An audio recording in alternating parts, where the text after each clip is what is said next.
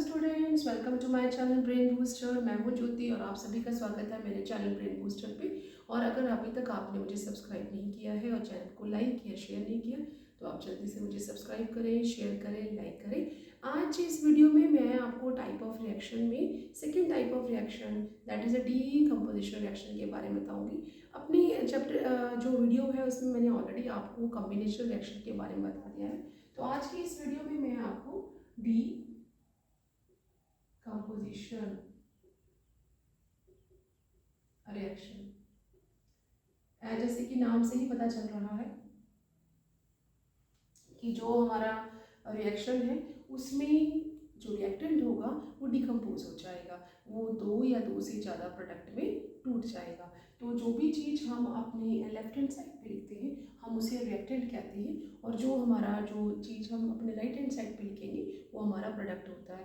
तो for definition, when a reactant, वो substance जिसे हम अपने राइट लेफ्ट हैंड साइड पे लिखेंगे, when a reactant breaks into two और मोर प्रोडक्ट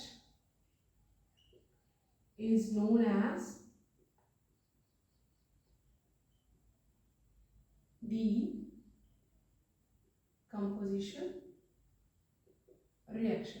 जब कोई रिएक्टेंट जो है वो दो या दो से ज़्यादा प्रोडक्ट में, सिंपलर प्रोडक्ट में ब्रेक डाउन हो जाए तो हम उसे डीकम्पोजिशन रिएक्शन कहते हैं। इसके लिए हम एक सबसे पहले एग्जांपल लेते हैं, that is a calcium carbonate. तो जैसे मैंने अपनी प्रीवियस वीडियो में आपको बताया है कि हम सबसे पहले वर्ड इक्वेशन लिखेंगे। सो कैल्शियम कार्बोनेट, उसे हमने एरो के साथ शो कर दी कि हमारा रिएक्शन जो है वो इस तरफ मूव हो रहा है, और उसके साथ हमने हीट शो कर दी कि इस रिएक्शन में हमें हीट सप्लाई करनी है। तो जब भी हम किसी रिएक्शन में हीट को सप्लाई करते हैं हम उसे एंडोथर्मिक रिएक्शन कहते हैं। सो ये जो रिएक्शन है it is a endothermic decomposition reaction, क्योंकि इसको कैरी आउट करने के लिए हमें हीट सप्लाई करनी पड़ रही है। तो कैल्शियम कार्बोनेट किस किस चीज़ में ब्रेक डाउन हो जाएगा, that is a calcium oxide में और साथ में कार्बन डाइऑक्साइड में। So these are the simpler products जिसमें कि हमारा जो कैल्शियम कार्बोनेट है वो ब्रेक डाउन हो रहा है। जो मैंने इस तरह से लिखा है इसे हम अपनी वर्ड इक्वेशन कहते हैं। अब मैं इसे केमिकली रिप्रेजेंट करूँगी। केमिकली रिप्रेजेंट करने के लिए what I will do, calcium का जो सिंबल है वो Ca होता है और कार्बोनेट का सिंबल जो है वो CO3 होता है, और एज इट इज़ हमने एरो बना दी है, ऊपर हमने साथ में हीट लिख दी है क्योंकि ये रिएक्शन जो वो एंडोथर्मिक रिएक्शन है, हमें इस रिएक्शन को करने के लिए हीट सप्लाई करनी पड़ रही है। और साथ में कैल्शियम ऑक्साइड, कैल्शियम ऑक्साइड का जो फॉर्मूला दैट इज CaO, और कार्बन डाइऑक्साइड का फॉर्मूला है दैट इज CO2। तो इस तरह से लिख लेंगे ताकि हमारा कंफ्यूजन ना हो। हम इसे शॉर्ट फॉर्म में ऊपर कर लेते हैं क्यों इसके साथ मिक्स ना हो जाए, प्लस कार्बन डाइऑक्साइड।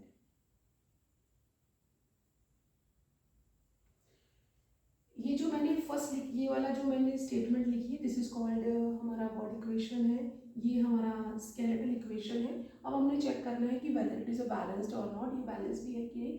यहाँ भी अगर आप अपने लेफ्ट हैंड साइड पे देखें तो कैल्शियम का एक ही एटम है, यहाँ पर भी एक एटम है, यहाँ पे कार्बन का एक एटम है, देन आपका जो राइट हैंड साइड है वहाँ पे भी एक एटम है। जो हमारा ऑक्सीजन है टोटल जो है उसके 3 एटम्स हैं हमारे लेफ्ट हैंड साइड पे, और यहाँ पे 2 + 1 इट्स ऑल्सो 3, यहाँ पे भी 3 हो गए हैं। तो यहाँ अभी तक ये मेरी इसका मतलब जो इक्वेशन है वो बैलेंस्ड है। पहले मैंने स्केलेटल लिखी थी, अगर मैंने चेक किया कि on both sides the number of atoms of each element are equal, तो इसका मीन्स है कि ये बैलेंस्ड है। अब ये बैलेंस्ड जो इक्वेशन हम इसे लिख सकते हैं कि केमिकली बैलेंस्ड, बट यहाँ पे हम लोग डिकम्पोजिशन रिएक्शन को बता रहे हैं। तो ये हमारा जो रिएक्शन है इसमें हम इसकी स्टेट मेंशन कर देंगे कि कैल्शियम कार्बोनेट जो था वो सॉलिड था, और कैल्शियम ऑक्साइड जो था वो भी हमारा क्या हो जाएगा, सॉलिड आ जाएगा। और यहाँ पे जो हमारा ये जो हमारा कार्बन डाइऑक्साइड है वो गैसियस आ गया। Now it is a fully completely balanced chemical equation, क्योंकि इस रिएक्शन में हमें हीट सप्लाई करनी पड़ रही है, तो it is also known as endothermic decomposition reaction. तो क्योंकि ये हीट सप्लाई के साथ हो रहा है तो इसका हम एक और नाम लिख सकते हैं, that is endothermic decomposition reaction.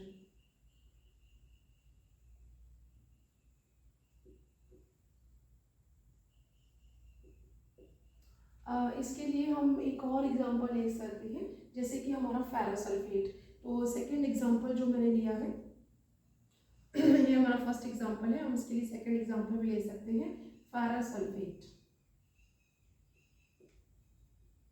ये फेरोसल्फेट है।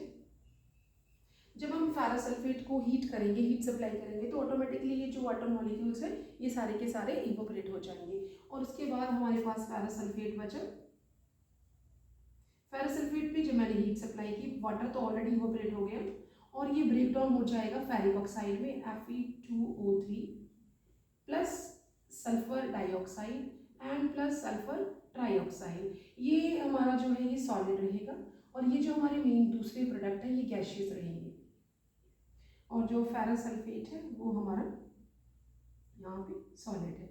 तो इस तरह से अगर हम चेक करें तो हमारे जो number of atoms of each element है both same on both sides, तो ये भी हमारी जो इक्वेशन है ये fully completely balanced chemical equation है। इस रिएक्शन में भी हम हीट सप्लाई कर रहे हैं, तो ये भी हमारा एंडोथर्मिक डिकम्पोजिशन रिएक्शन है। तो जो रिएक्शन जिसमें हमारा एक रिएक्टेंट जो है वो ब्रेक डाउन हो जाए सिंपलर 2 या 2 से ज़्यादा प्रोडक्ट में, इस फर्स्ट रिएक्शन में हमारा जो रिएक्टेंट है वो 2 प्रोडक्ट्स में ब्रेक डाउन हुआ है, और जो हमारा सेकेंड रिएक्शन है उसमें जो हमारा रिएक्टेंट है वो 3 प्रोडक्ट्स में ब्रेक डाउन हुआ है।